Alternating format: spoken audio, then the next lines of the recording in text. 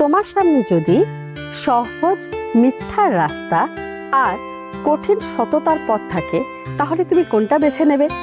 তাহলে চলো আজকের গল্পের মাধ্যমে আমরা সেটা জেনে নিই। আজকের গল্প কাঠুরিয়া এবং তার সোনার কুঠার। একদিন এক বৃদ্ধ নদীর ধারে গাছ কাটছিল এবং গাছ কাটতে কাটতে হঠাৎ তার লোহার কুঠারটা নদীতে পড়ে গেল। এবার সেটাই ছিল তার জীবনের শেষ সম্বল। তখন সে ভীষণ কাঁদতে লাগলো।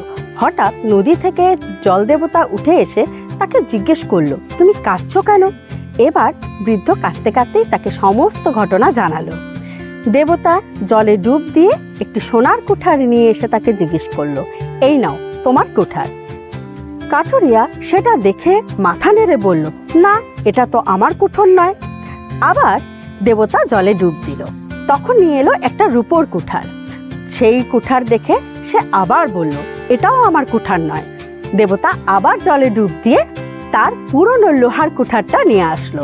সেটা দেখে সে ভীষণ খুশি হয়ে বলল, এটা আমার কুঠার।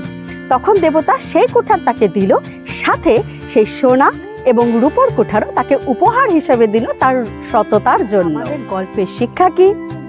যে সততার পথে থাকে সে সব সময় পুরস্কৃত হয়।